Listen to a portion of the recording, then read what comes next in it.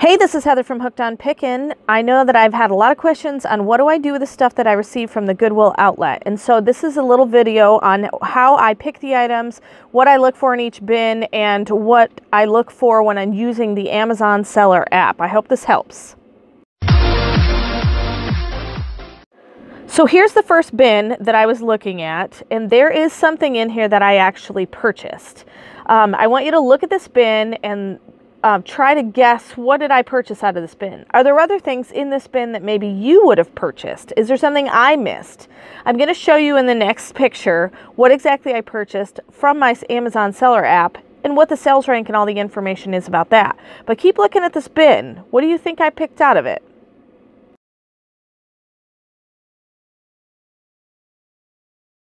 So if you look, this is the Amazon Seller app, and I actually picked out the Thai Monstaz Frank with sound. It was in fantastic condition.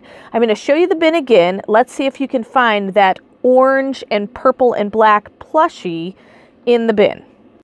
As you can see, it's right there in the bin next to the floor mat right on the right-hand side, just piled in the midst of a bunch of other stuff.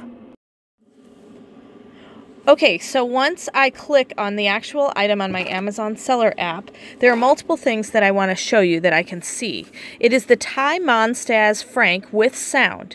The sales rank right in the upper left-hand corner is 559,568 in toys. That's kind of high, but you got to remember, you're only paying like pennies on the dollar at the Goodwill outlet, and this thing was brand new. It also, if you look on that line that underneath the $26.23 and the $6.92 fees, you can see that there are no sellers on FBA that are selling it. So mine is definitely going to get the buy box if I send it into the warehouse. And also there it says Amazon is not selling it, and there's 2 available sellers. So if you look at all those things, you can definitely tell I'm not going to have any competition, so I can get this thing to go. Now, if that line where it says $26.23 with $6.92 in fees for a total of $19.31 is profit, if you click on that, it will bring you to the next screen. Okay, now it flips to my seller fulfilled screen. This gives me a lot of information. It shows that the current low price is $21.65.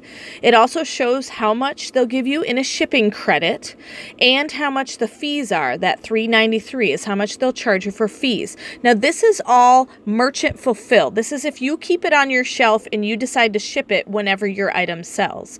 So if you see the merchant fulfilled, total profit will be $22.30 if you sell it right off your shelf. And people think, wow, that's a great profit. The problem is most people don't buy merchant fulfill items because they're Amazon Prime customers or they want the item quickly. And so a lot of them will prefer to pay a little bit more to get their item faster, which is why I usually sell a lot of my items from the Amazon warehouse, which is FBA. And I'll show you the next screen that you'll click. If you go up to the top right-hand corner and click Amazon Fulfill, that'll bring you to the next screen that'll give you all the fees and details that way.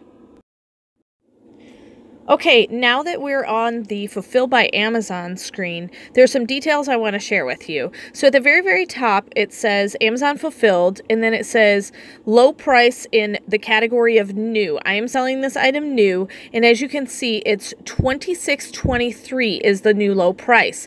That's different from the seller price of $21.65. So right there, you already can see I'm making about $5 more. But note, the Amazon FBA fees are a little bit higher. We've got $6.92 for the fees because they store it and they ship it, so that makes sense. I have there zeroed out the shipping to Amazon and the cost of purchase. I could have put in about 30 cents for shipping to Amazon. It's usually give or take 20 cents, so anywhere from 50 to 30 cents is what I usually say it costs me to ship an item. This one obviously less because it doesn't weigh very much. And then my cost of purchase was probably around 50 cents because I bought everything by the pound, and this is a stuffed animal. It didn't weigh hardly anything. So even though I didn't put in my cost of purchase and my ship to Amazon, it shows me that my profit will be $19.31.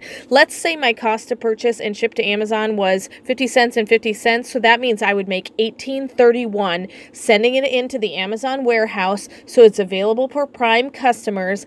and also so that it's available for the buy box. So it's definitely beneficial, and you can see I'm going to make some money on this one.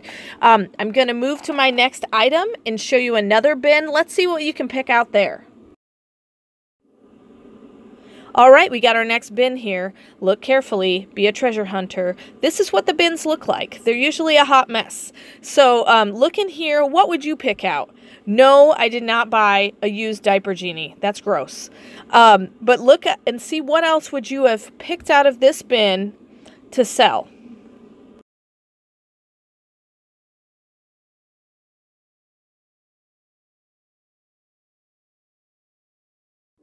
All right, so this is the next thing that I found. It is called a Band of Outsiders cookie cutter and stamper set. And if you look, there's more than one listing, and the one that I'm going to pick is going to be the one with the sales rank of 120,131. If you look down at the bottom of this picture, there's one that says slow moving ASIN. Sometimes that pops up and it's the only listing there is, and that means you cannot send it into the warehouse. They have too many there, even if it has an awesome sales rank. I've even had items that have a sales rank of like 52 and it says slow moving ASIN. What it means is that the warehouses are flooded with them and they do not allow third-party resellers like us to send them in. So I'm going to choose the lowest sales rank, which is the 120,131, and then I'm going to click on that and kind of show you all the details of what I think I can make on this Band of Outsiders cookie cutter and stamper set. But first, I'm going to show you that bin one more time and you see if you can pick it out. All right, do you see it right there? It's kind of hiding underneath that laundry basket. One of the reasons I picked it out was I noticed that it was completely still encased in its full wrapping. And so that's part of the reason why I even chose it. I knew it was going to be clean, brand new, and in good condition.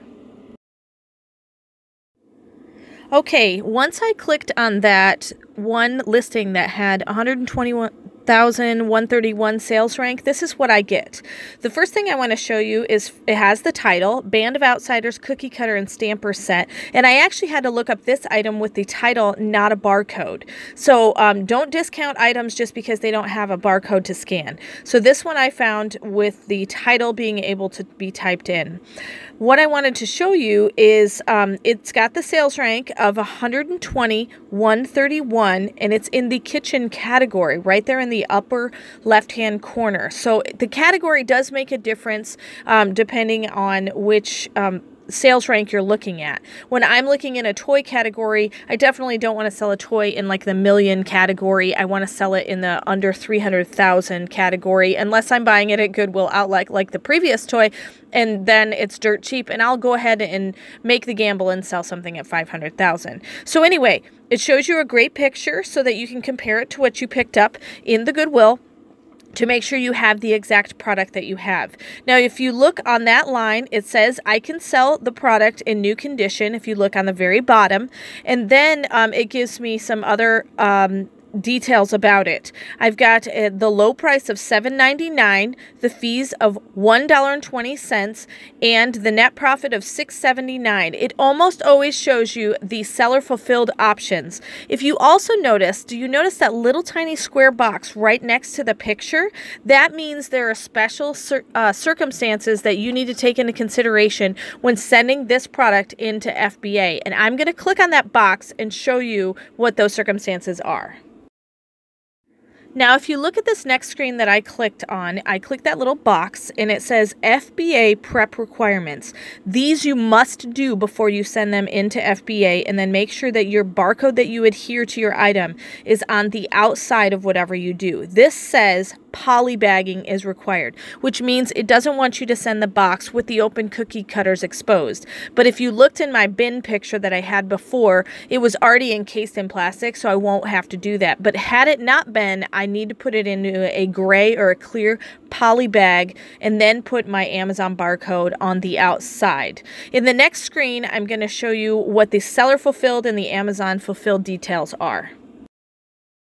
Okay, we just jumped to the seller fulfilled screen, and if you notice, if you would have clicked that line that said that it was $7.99 and then you can make a total profit of around the $2 mark, then you would have been able to find this. So seller fulfilled says the low price in the new category is $2.40, and then they would give you a shipping credit of $5.59 for a total price of $7.99. They would charge you $1.20 in fees, and then you would earn $6.79. But remember, seller fulfilled means you don't get the buy box and it's not available for Prime customers because it's not at the warehouse. Okay, now we've jumped to the Amazon Fulfilled button, and you can just click the word Amazon Fulfill in the upper right-hand corner. It says the low price is $7.99. The fees with FBA will be $5.77. Then, of course, shipping into Amazon, what I said was about 30 to 50 cents.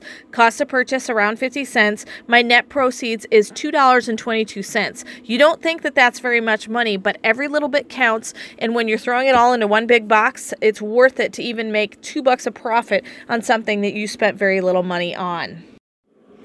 These are the prices that I paid at the Goodwill outlet. 99 cents a pound, 29 cents for glassware, and 20 cents per inch on the binding of a book. So as you can see, everything is really, really cheap at the Goodwill outlet. I hope this has been insightful in what I do after I buy the item and how I go about looking for a specific item at the Goodwill outlet. This is just installment number 1 of the things that I got on my video that I recorded previously. I hope this has been helpful. I hope you learned something. If I missed something, please let me know. If you have a question about something, please put it in the comments. I'll include it in my next few videos.